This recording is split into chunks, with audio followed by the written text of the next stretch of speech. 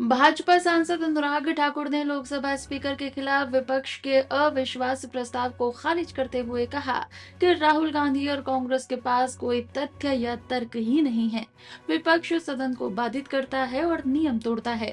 ओम बिरला पर किसी को शिकायत नहीं तो विरोध किस बात का।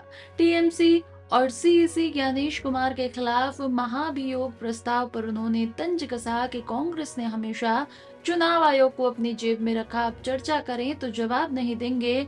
विपक्ष अब बेनकाब हो चुका है, क्योंकि एलओपी ने भी आरोप लगाया कि उनको बोलने नहीं दिया जा रहा। अविश्वास प्रस्ताव लोकसभा स्पीकर के खिलाफ जो लेकर आए, राहुल जी के पास अवसर था, जितना मर्जी समय बोलते, उनकी पार्टी के लिए समय निर्धारित था। उनके पास तथ्य नहीं, तर्क नहीं है और कोई आधार नहीं है। और आज विपक्ष पूरी तरह से एक्सपोज हुआ, क्योंकि देश के सामने एक बात कही कि जो लोग टेबल पे खड़े होकर नाचते हैं, कागज फाड़ के स्पीकर पर फेंकते हैं, जो पेपर स्प्रे करते हैं, जो हाउस में बैनर लेकर आते हैं, तो उनको नियमानुसार सस्पेंड ही करना चाहिए और उनको बोलने का अवसर भी नहीं देना चाहिए। वही कोई भी कुर्सी पे होगा, चाहे ओम बिरला जी हो या कोई भी पैनलिस्ट हो, सब नियमानुसार हाउस चलाते हैं।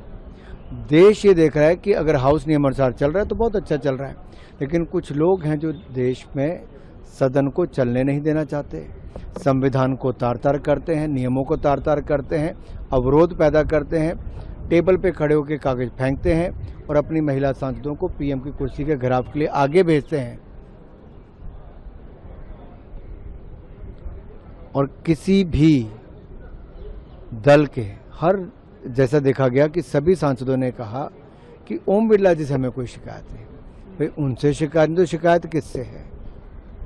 अगर ओम बिरला जी के व्यवहार पे सब खुश हैं, उनके काम जो उन्होंने सब फर्स्ट टाइमर एमपीज को आगे आने का मौका दिया, उसके लिए भी सबने कहा कि बहुत अच्छा किया। विपक्ष का जितना समय बनता था उससे ज़्यादा समय दिया, तो विरोध किस बात का है? विपक्ष अपनी चाल में स्वयं फंस गया है। सर, अभी तक जो है डिस्कशन ओम बिरला जी के नो कॉन्फिडेंस मोशन को लेकर चल रही है, पर अब ये भी सामने आ रहा है कि कल जो है जो सीईसी हैं उनके अगेंस्ट भी ये लोग इम्पीचमेंट अपोजिशन साइन भी कर रहा है इम्पीचमेंट मोशन के लिए। उसको लेकर क्या करेंगे?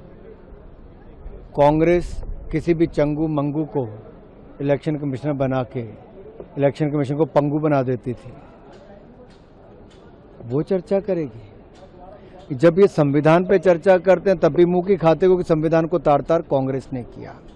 अभी इलेक्शन कमीशन की बात करते तो मैंने अंदर भी कहा कि नियुक्तियां किन की गई और उनको क्या क्या बेनिफिट बाद में भी दिए गए, कांग्रेस की जेब में इलेक्शन कमीशन कैसे था, ये सबको पता है।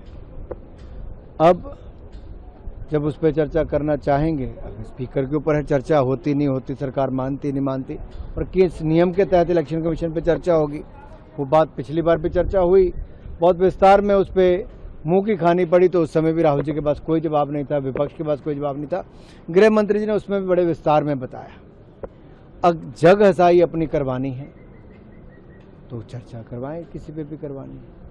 तो सर, एक तरफ देखा जाए पोजीशन लगातार चाहे इलेक्शन कमीशन हो, सीबीआई हो, ईडी हो, हर किसी पे सवाल उठाती है, चाहे इवन ओम बिरला जी के ऊपर ही नो कॉन्फिडेंस मोशन की बात है। तो क्या कहना चाहेंगे, किसी भी एक तरीके से इंस्टीट्यूशन पे अपोजिशन भरोसा नहीं है? अगर कांग्रेस के हिसाब से सब चले तो सब ठीक है, नहीं तो बाकी कॉम्प्रोमाइज है, क्योंकि ये नियम इनके लिए नहीं बने, ये नियमों से ऊपर गिनते हैं अपने आप को, ये अपना जन्मसिद्ध अधिकार मानते हैं कि कुर्सी इनके लिए ही बनी है, गलती से आके दूसरे बैठ गए हैं, इसलिए दर्द इतना है, जैसे बिन पानी मछली तड़पती है वैसे कांग्रेसी तड़पती है।